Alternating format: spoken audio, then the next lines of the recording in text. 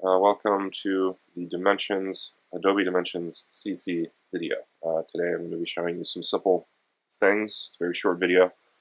I'll show you how to make some stuff, something, check out some textures, and make something that looks decent and very simple using a couple textures that, to me, look pretty nice. Okay, so here, we're going to open up a program, wherever I download it. This is a new program, Adobe Dimension CC. It was released this year. So it's open. Pops up to this window, and we're going to create a new project. So right away, we want to save this project as a new name. We're going to call it Stuffy Stuff. We're just going to save it to the desktop in a new folder, Stuff. And you want to do this because it creates like a bunch of stuff, and so this whole folder is going to be populated with things in a second, as I'll show you. We're going over my Finder, desktop, stuff.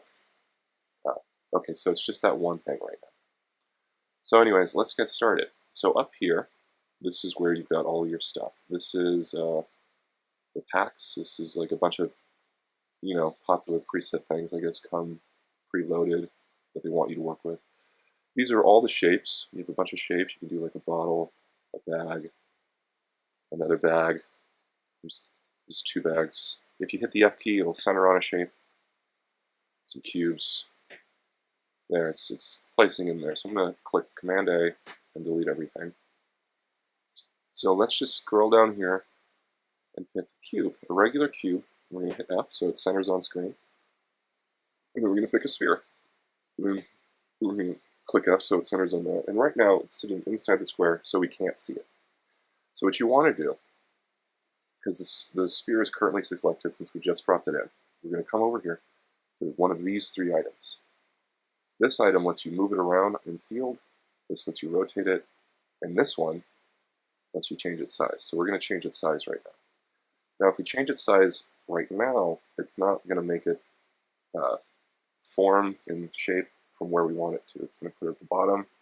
So right here at the pivot point, we want to make it center so we can get a nice uniform. Oh, God, I'm on the square. Okay, so come over here to your environment scene, drop that down to where the sphere is, and click metal sphere. Never mind, just click sphere. And let's make that bigger.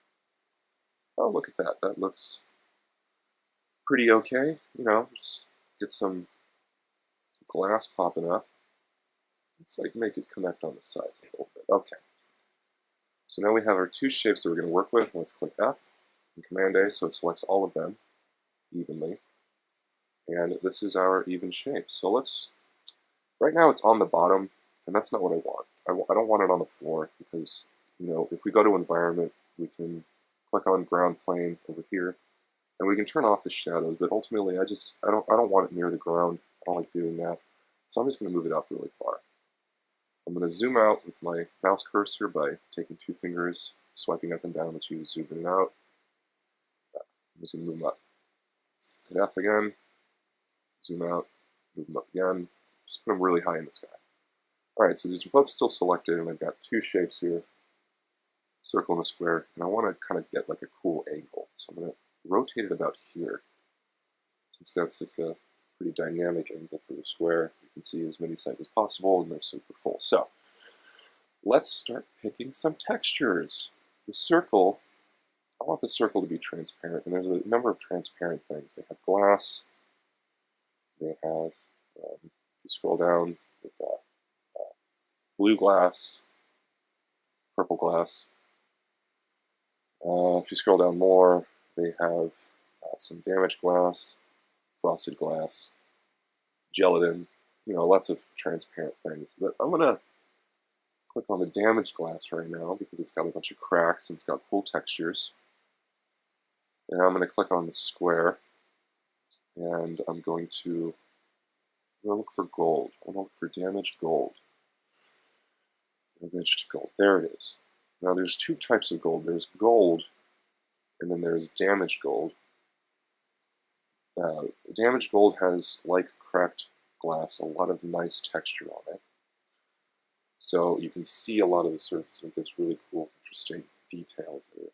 Really gripping. Now if you go up here, one of these three items, this is your preview button.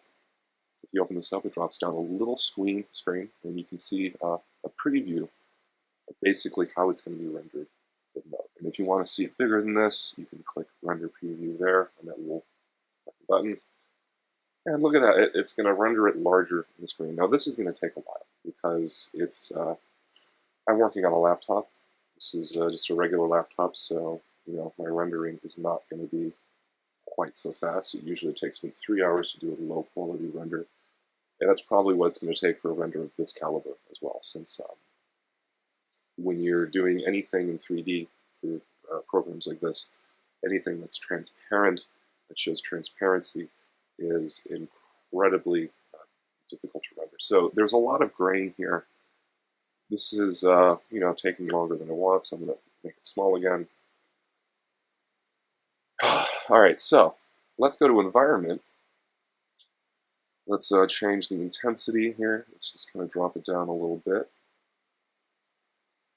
Let's rotate it around. So right here we can kind of see how we rotate everything around. I'm getting a lot of color on the top, and it's more color than I want, more light than I want on the top. So I'm going to go over here. I'm going to click on the rotate button. I'm just going to just like rotate it some more. Find something that's got like a really good, got more light on the sides, you know what I mean? Right now these sides are coming in pretty dark, and maybe that's the best I can get here with like the light spectrum. So it's still kind of dark, so I'm going to come over here and I'm going to click on the damaged color layer. I'm going to go to glow. I'm just going to increase its glow a little bit. Very subtly. I don't want a lot. Go back to environment. Drop down intensity to right there's pretty. Okay, so this is good enough. We can spend more time on this, but I think this is probably, it's too glowing. See, even 0.04 glow is a lot. You don't need that much. Okay, so let's click on the glass, the damaged sphere glass, and let's make them a little more opaque. Base color, let's just, okay, so that's set to white. Alright. So environment, before we set this out, just pay attention to what your environment and your canvas properties are, because this is where your canvas properties are. And I'm just going to set mine to a clean 1000 by 1000 pixels, and I'm going to set my background opacity to transparent. So this way, it'll make a wonderful clear PNG of whatever I want. So let's go up here to render. We're going to click render. We're going to do a medium render, and it's export this as a PSD or a PNG file. Honestly, the PSD file just gives you like a layer of your image cropped and clean with a separate white background layer, and then these weird adjustment layers that I don't really understand. It takes longer, and it doesn't really give us a whole lot extra, so I just like making nice, clean, transparent PNGs of it, because I can always bring that into Photoshop. Okay, so let's click render, and this is going to take a while. So, at the end of the video, you'll get to see it at the end. Right now I'm just, look at that. That's how it starts rendering. It looks like shit. You'll get to see it at 10. You'll see the final product before this video is over, so enjoy.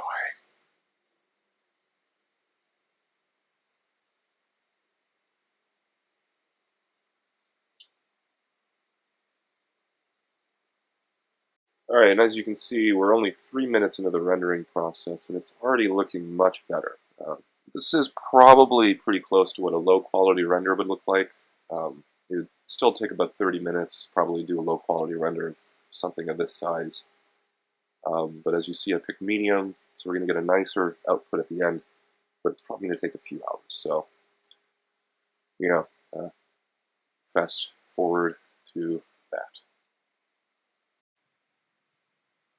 Alright, so here we are at 23 minutes in, 88%, and it looks pretty good. So, I don't know. If you're doing this, you could let it render to 100. I'm pretty happy with how that looks. If you can stop this at any point in time and save a file of rendering if you're ever happy with how it looks by just going over here and clicking this camera button. It automatically saves it, and there's already a file saved. It's gonna do. Oh, sorry. So name it. Go to your folder, and there, it's done. And it's gonna keep going, so you can let it render in the background. But I'm tired of waiting. I gotta work. So goodbye.